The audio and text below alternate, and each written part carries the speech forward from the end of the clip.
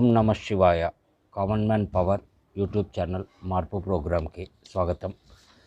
So నిన్నటితోటి మనకి election campaign అంటే ప్రచారము అనేది నిన్న సాయంత్రం ఎలక్షన్ కమిషన్ ఒక టైం ప్రకారం 5 గంటలకి క్లోజ్ అవ్వాలి. అది 5:30 దాకా 6 గంటల దాకా కూడా తీసుకుంటూ ఉంటాయి కొన్ని పార్టీలు. సరే ఏది ఏమైనా కానీ నిన్నటితోటి అది అయిపోయింది. రేపు మనకి ఎలక్షన్స్ ఉన్నాయి. సో ఇంకా క్యాన్వాసింగ్ అయిపోయి ప్రచారం అంతా అయిపోయిన తర్వాత ఇంకా అసలు ఆట ఇప్పుడు మొదలవుతుంది.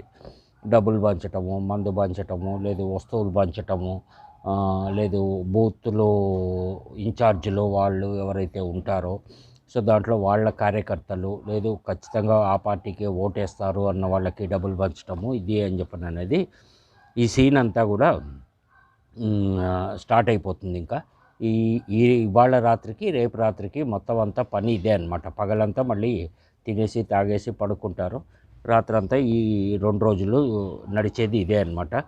అదే అన్ని పార్టీలు చేసే పనే. ఎందుకోసమో అని చెప్పారంటే ఇప్పుడు దాకా జరిగినటువంటి మీటింగ్లు కావచ్చు, పబ్లిక్ మీటింగ్లు, రోడ్ షోలు, లేదు కార్నర్ మీటింగ్లని, లేదు ఒక సెంటర్లో వాళ్ళ ఒక బస్సుని కార్లని ఆపి మీటింగ్ చేసింది కావచ్చు, ఆ మీటింగ్ వచ్చిన జనాలకి ఇచ్చిన డబ్బులు కావచ్చు, మీటింగ్లకు వచ్చింది కావచ్చు, లేదు మా రోడ్ షోలకి జనాల్ని తోలుకొచ్చింది కావచ్చు, తీసుకొచ్చింది కావచ్చు, ఏదైనా కావచ్చు.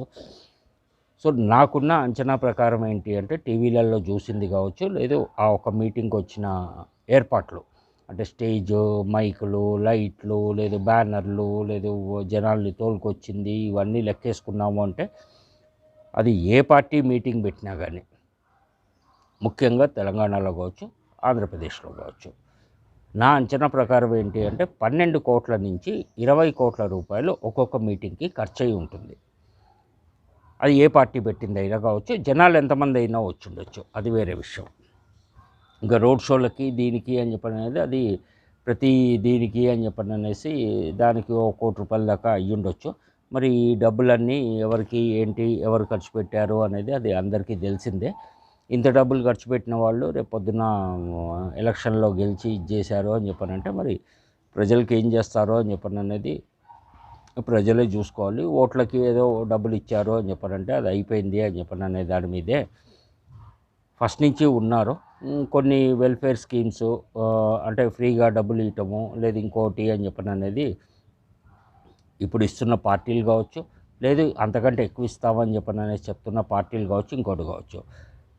ఇది ఎప్పుడు స్టార్ట్ అయింది అని చెప్పనంటే ఈ యొక్క దీనికి ఏది పేదవాళ్ళకి డబ్బులు ఇవ్వటము, లేదు పెన్షన్ ఇవ్వటము, ఓల్డ్ ఏజ్ వాళ్ళకి అంటే సీనియర్ సిటిజన్స్ 60 ఏళ్ళు పైపడ్డ వాళ్ళకి, రైతులకు కావచ్చు, లేదు ఇంకోళ్ళకి కావచ్చు అనేది ఇది 1974లో మొదలైంది. 30 రూపాయల నుంచి స్టార్ట్ చేశారు. కాంగ్రెస్ గవర్నమెంట్ ఇందిరాగాంధీ స్టార్ట్ చేసింది. ఇది 30 రూపాయల నుంచి స్టార్ట్ అయ్యి ఈ రోజున 3000కి వచ్చింది. అది ఏపీలో ఇస్తున్నది, తెలంగాణలో ఇస్తాము అని చెప్పని అనేసి అన్నది. సో ఇవన్నీ కూడా చూసుకోవాల్సినటువంటి అవసరం ఉంది. ఎందుకంటే దాని ద్వారా రేట్లు పెరిగినాయి. ఈ యొక్క 74 అని చెప్పనంటే ఇది మనకి 2024, అదొక 26, ఇది 24 అంటే 50 సంవత్సరాలు, దగ్గర దగ్గర 50 సంవత్సరాల ముందే ఈ యొక్క సంక్షేమ పథకాలు డబ్బు రూపంలో ప్రజలకు ఇవ్వటము, డైరెక్ట్గా గవర్నమెంట్ ఇవ్వటము అనేది 1974లో మొదలైంది. తెలియని వాళ్ళు తెలుసుకుంటారు. ఇది విషయం అన్నమాట. అయితే ఇక్కడ తెలంగాణ గురించి అని చెప్పని అనేది చాలా తక్కువగా చెప్పాలి. ఎందుకంటే ఇక్కడ ఆల్రెడీ అసెంబ్లీ ఎలక్షన్స్ అయిపోయినాయి, గవర్నమెంట్ ఫామ్ అయింది. ఇప్పుడు జరుగుతున్న ఓన్లీ పార్లమెంట్ ఎలక్షన్స్. దీంట్లో ఇక్కడ 3 పార్టీలు మనకి ముఖ్యంగా ఏది ఎలక్షన్స్లో క్యాన్వాసింగ్ చేసింది కావచ్చు, లేదు పోటీ చేస్తున్నది కావచ్చు, ఇంకోటి కావచ్చు. 1 బీజేపీ, 2 బీఆర్ఎస్, 3 కాంగ్రెస్. ఈ 3 మధ్యలో ఇక్కడ పోటీ ఉంది. ఆంధ్రాలో డిఫరెంట్ పార్టీలు ఉన్నాయి. అక్కడ ఉన్నవి ఇక్కడ లేవు, ఇక్కడ ఉన్నాయి అక్కడ లేవు. చెప్తాను అది కూడా ఏంటి ఏం సంగతి అనేసి. ఇక్కడ వచ్చేసి కాంగ్రెస్ ఏవైతే హామీలు ఇచ్చి అసెంబ్లీ ఎలక్షన్స్ అప్పుడు 6 హామీలు అనేసి ఇచ్చిందో అది అందరికీ తెలిసిందే. ఈ మధ్యన మీటింగ్లలో కూడా అందరూ బహుశా వినే ఉంటారు, ఆ పార్టీకి సంబంధించిన వాళ్ళు చెప్తూ ఉన్నవి.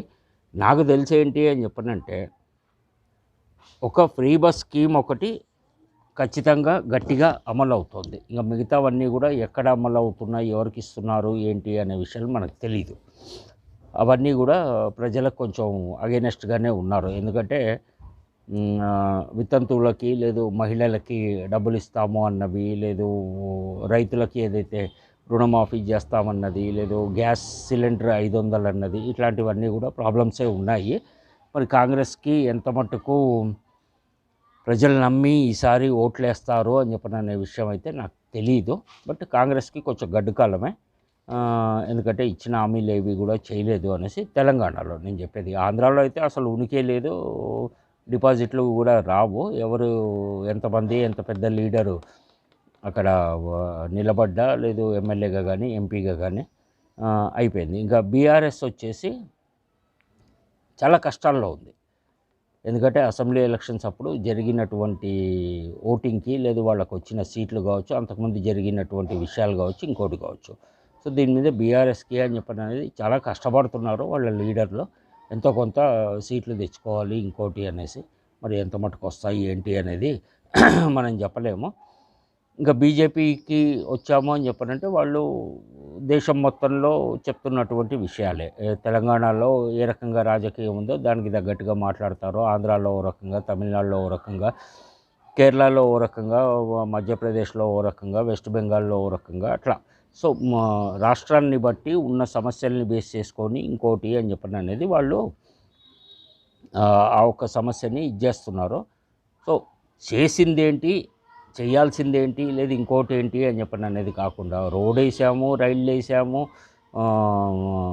ఈ షిప్ యార్డ్లు కట్టాము, లేకపోతే ఇంకోటి కట్టాము, చంద్రయాన్ పంపించాము, ఇది అని చెప్పని అనేసి అంటున్నారు. అన్నీ బాగానే ఉన్నాయి, కాదనేసి అంటలేదు. రామ మందిరం కట్టామని, లేదు సర్జికల్ స్ట్రైక్ చేసామని, లేదు అని చెప్పనంటే కనుక మన చుట్టూ ఉన్నటువంటి దేశాలు ఏవైతే పాకిస్తాన్ కావచ్చు, చైనా కావచ్చు, బంగ్లాదేశ్ కావచ్చు, మొన్న రీసెంట్గా మయన్మార్ కావచ్చు, లేదు శ్రీలంక కావచ్చు, వీళ్ళందరినీ కూడా కంట్రోల్లో పెట్టాం, మన మీదికి యుద్ధానికి రాకుండా కావచ్చు, లేకపోతే ఇంకోటి కావచ్చు అనేసి. మంచిదే, సంతోషమే, కాదనేసి అంటలేదు. అట్లాగే ఈ 10 సంవత్సరాల్లో అంతకుముందు ఉన్నటువంటి గవర్నమెంట్లో జరిగినటువంటి ఉగ్రవాద దాడులు అవి కూడా చాలా తగ్గినాయి. ఏదో 1-2 చోట్ల జరిగినాయి. రీసెంట్గా బెంగళూరులో ఒకటిను, ఇంకో దగ్గర ఒకటి జరిగినాయి. ఎన్ఐఏ వాళ్ళు చాలా పగడ్బందీ ప్లానింగ్ తోటి అనేసి పనిచేస్తున్నారు. అది కొంత మటుకు దేశ ప్రజలు ఒప్పుకోవాల్సిందే. దాంట్లో నేను ఉన్నాను. రామ మందిరం కట్టాము, ఓకే, రైట్. ఒక హిందువుగా నేను కూడా గర్వపడతాను. దాని మీద నేను కూడా ఆల్రెడీ వీడియో చేయటం జరిగింది, ఇదైంది. ఆ తర్వాత వచ్చేసి ఇప్పుడు ఏంటి అని చెప్పనంటే, చెయ్యని పనులు లేదు ఇంకోటి అని చెప్పననే దాని మీద తీసుకున్నాము అని చెప్పనంటే, కొన్ని మంచి పనులు చేసింది బీజేపీ. చెయ్యలేదు ఈ 10 సంవత్సరాల్లో అనేసి అంటలేదు. ఆ చేసిన మంచి పనులలో కూడా ఎక్కువ మటుకు కార్పొరేట్ కంపెనీస్కి లాభం జరిగింది. అదొకటి కొంచెం వాళ్ళు సరి చేసుకొని ఉంటే బాగుండేది. బట్ అది వాళ్ళు సరి చేసుకోలేదు. ఒక కామన్ మ్యాన్, ఆలోచన లేని వాళ్ళకి అవన్నీ కూడా తెలీదు. సో ఏంటి అని చెప్పనంటే, ఇప్పుడు నేను చెప్పినవన్నీ బీజేపీ చేసినటువంటి మంచి పనులు. ఇంకా చెయ్యని పనులు, చెయ్యలేని పనులు, లేకపోతే ప్రజలకి నష్టం జరిగిన విషయాలు ఏంటి అని చెప్పనంటే, పెట్రోలు, డీజిలు, నిత్యావసర వస్తువులు, సర్వీస్లో ఉండేటువంటి సర్వీస్ సెక్టార్లో ఉన్నటువంటి దాని మీద పెరిగిన ఛార్జీలు, లేదు ఇంకోటి అని చెప్పని అనేది అదంతా ఒక పక్కన. ఎన్ని రైళ్ళు దీనికి తీసుకొచ్చినా, ఎంత హైవే వేసినా, లేకపోతే ఎన్ని పోర్ట్లు కట్టినా, ఏది కట్టినా కానీ ఇక్కడ ఒక విచిత్రమైన పరిస్థితి ఏంటంటే, ఈ యొక్క ప్రాజెక్టులలో అందరూ టెంపరరీ లేబర్గానే పనిచేశారు. ఎవరికి పర్మనెంట్గా ఉద్యోగాలు రాలేదు దాంట్లో. ఆ కంపెనీలో కావచ్చు, ఇంకో దగ్గర కావచ్చు. ఏదో కొంతమందికి పర్మనెంట్గా మెయింటెనెన్స్కి దానికి అనేసి తీసుకొని ఉంటారు.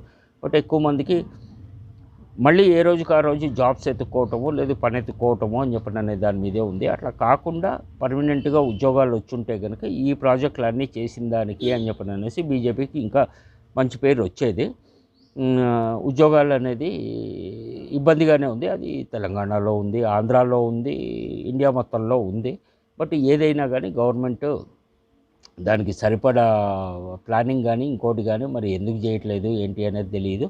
సో చేయకపోవటానికి కారణాలు ఇదే అయ్యి ఉండొచ్చు. వాళ్ళ మీటింగ్లకు జెండాలు మోసేవాళ్ళు కావాలి, మీటింగ్లకు జనాలు రావాలి, రోడ్ షోలకు జనాలు రావాలి, లేదు ఇంకో దగ్గరికి జనాలు రావాలి, ఇంకోటి అని చెప్పననే దాని మీద ఉద్యోగాలు ఇవ్వట్లేదా అని చెప్పనంటే మరి ఇన్ని లక్షల కోట్లు ఏ రకంగా ఖర్చు పెట్టి ఇంతమందికి ఇన్ని దీని మీద అనేసి ఉద్యోగాలు లేకుండా ఎందుకు జరుగుతున్నాయి?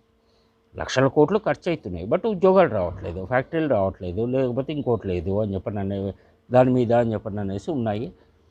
సాఫ్ట్వేర్ ఇండస్ట్రీని తీసుకున్నాము అని చెప్పనంటే అది అన్సెక్యూర్డ్ జాబ్. అది సాఫ్ట్వేర్ కంపెనీలు అనేవి ఇంటర్నేషనల్ కంపెనీస్ ఉన్నాయి అంటే రాత్రి వాడు 10,000 మందిని బీకేస్తాడు ప్రపంచం మొత్తంలో. దాంట్లో హైదరాబాద్ నుంచి ఉండొచ్చు, ఇండియా నుంచి ఉండొచ్చు, ఇంకెక్కడి నుంచి అయినా ఉండొచ్చు. సో జాబ్ సెక్యూరిటీ లేనటువంటి సెక్టారు సాఫ్ట్వేర్ ఇండస్ట్రీ.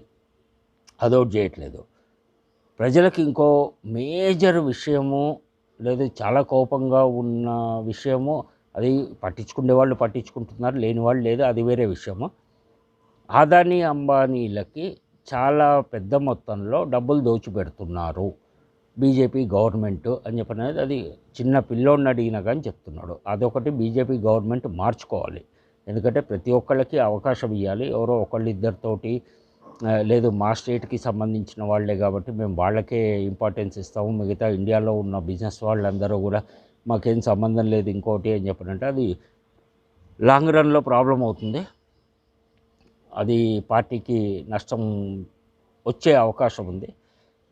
ఇంకా ఏపీకి తీసుకున్నాము అని చెప్పనంటే వైసీపీ వచ్చేసి మంచి పనులు చేసిన దాంట్లో స్కూల్స్ బాగుపడ్డాయి. పిల్లలకి మధ్యాహ్న భోజనం కావచ్చు, స్కూల్ బ్యాగులు, పుస్తకాలు, షూసు, ఇంకోటి అనేది సంవత్సరానికి 15,000 రూపాయలు వాళ్ళు ఈవెన్ ప్రైవేట్ స్కూల్లో చదివినా ఎక్కడ చదివినా కానీ ఇవ్వటము అని చెప్పడం అనేది అదొకటి బాగుంది.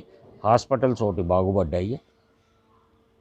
పేదవాళ్ళకి, ఓల్డ్ ఏజ్ వాళ్ళకి, వితంతువులకి, వికలాంగులకి ఇచ్చేటువంటి పెన్షన్ స్కీమ్స్ బాగున్నాయి. వాళ్ళకి ఇంటికి రేషన్ ఇవ్వటము అనేది కూడా బాగుంది. బట్ అది అందరికీ కాకుండా తగ్గిస్తే బాగుంటుంది. ఎందుకోసమో అని చెప్పనంటే దాని మూలంగా కొంత ఖర్చు ఎక్కువ అవుతుంది. అది గవర్నమెంట్ తగ్గించుకుంటే అక్కడ సేవింగ్ అవుతుంది. ఇంటికే మంచంలో ఉన్నవాళ్ళు లేదు పెద్ద వయసు వాళ్ళకి అనేది ఇంటికే డాక్టర్ని, ఒక నర్స్ని వీళ్ళని పంపించి హెల్త్ చెకప్ చేయించటము అనేది అదొకటి బాగుంది. ఆ తర్వాత సెల్ఫ్ ఎంప్లాయీస్, ఆటో డ్రైవర్లు, క్యాబ్ డ్రైవర్లు, లేదు ఇస్త్రీ చేసుకునేవాళ్ళు, లేదు ఇంట్లో ఏదన్నా దీని మీద కొట్టు మిషన్ నడిపించుకునేవాళ్ళు, ఇంకోళ్ళు అని చెప్పినది వాళ్ళకి సంవత్సరానికి 10,000 నుంచి 12,000 ఏదో ఇస్తున్నారు. అది బాగానే ఉంది. జగన్ చేసిన దాంట్లో ఈ స్కీమ్స్ బాగున్నాయి. బాగాలేనివి ఏంటి అంటే నేను కూడా ఆంధ్రాకి మధ్యలో ఈ 5 సంవత్సరాల్లో వెళ్ళేసి వచ్చా కదా, రోడ్లు మరీ అధ్వానంగా ఉన్నాయి. అక్కడ మందు ఓకే, మందు నాకు తాగే అలవాట్లేదు. చాలామంది చెప్పిన విషయం ఏంటి అంటే మందు అక్కడ చాలా చీప్ లిక్కర్ కూడా చాలా హై రేట్లో అమ్ముతున్నారు, ప్లస్ అంతా కూడా క్యాష్లో అమ్ముతున్నారు. డైరెక్ట్గా వాళ్ళ పార్టీకి సంబంధించినటువంటి మినిస్టర్లు వాళ్ళే అన్నీ కంట్రోల్ చేసి అందరూ కలిసి పంచుకుంటున్నారు ఆ డబ్బుని. ఇది అని చెప్పిన అనేది ఒకటి. మట్టి, శాండ్ 1,000 రూపాయలకి వచ్చేటువంటి ఒక ట్రాక్టర్ ఇసుక అది 4,000 అయిందని, 5,000 అయిందని, 6,000 ఎంత అయిందో నాకైతే తెలీదు. రేట్ అయితే బాగా పెరిగింది అని చెప్పిన అనేది ఒకటి. ఆ తర్వాత వచ్చేసి ఇంకా పెట్రోలు, డీజిలు, నిత్యావసర వస్తువులు అవన్నీ కూడా పెరిగినాయి. అది అందరికీ తెలిసిందే.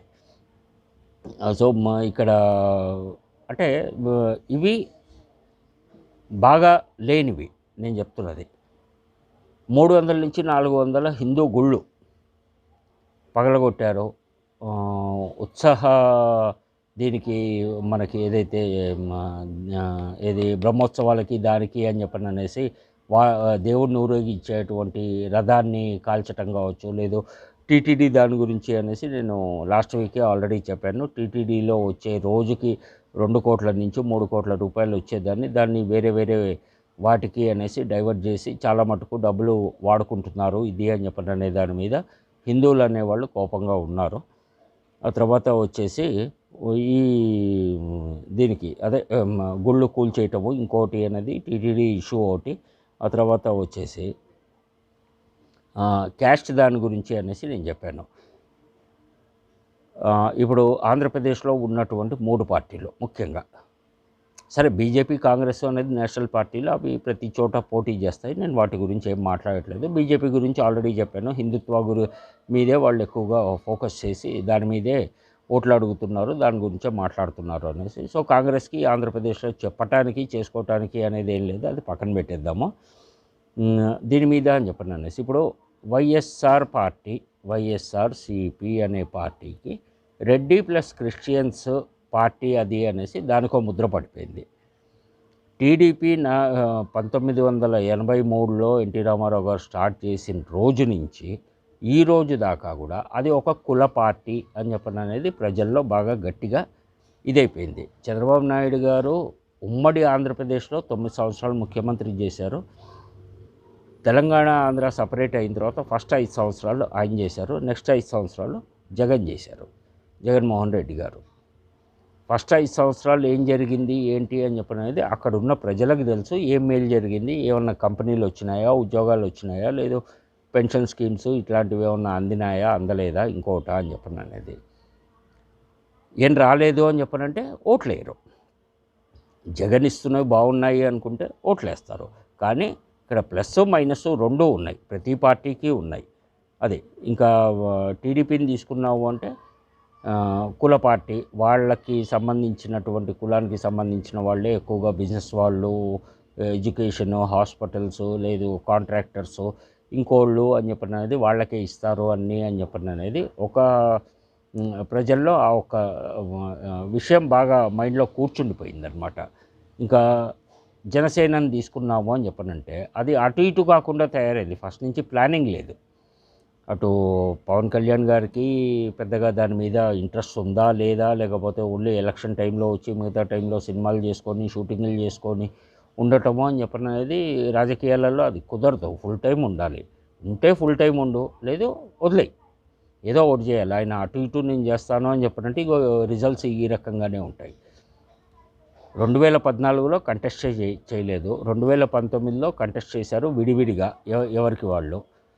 దాంతో జగన్ వైఎస్ఆర్సీపీ గవర్నమెంట్ ఫామ్ చేయటం జరిగింది. బీజేపీకి ఒక సీట్ రాలేదు, కాంగ్రెస్కి ఒక సీట్ రాలేదు, జనసేనకి ఒకటే సీట్ వచ్చింది రాజోళ్ళు. అది కూడా తీసుకొని వెళ్ళిపోయి ఆయన వైసీపీ తోటి కలిసిపోయాడు. ఇదైంది. ఇప్పుడు 21 సీట్లలో ఎన్ని సీట్లు వస్తాయి ఏంటి అనేది తెలియదు. ఇందాక చెప్పినట్టు Reddys Christians party YSRCP, Kammas party TDP అయింది.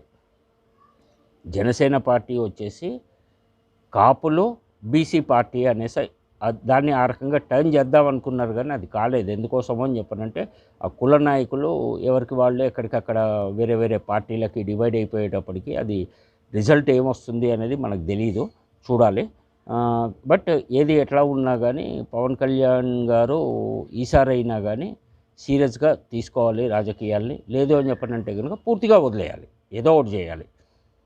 ఏది చేయకుండా నేను రెండు చేస్తాను అని చెప్పనంటే రిజల్ట్ ఇప్పుడే కాదు కదా, ఇంకో 20 సంవత్సరాలు అయినా కానీ ఆ పార్టీకి రిజల్ట్ ఏం రాదు.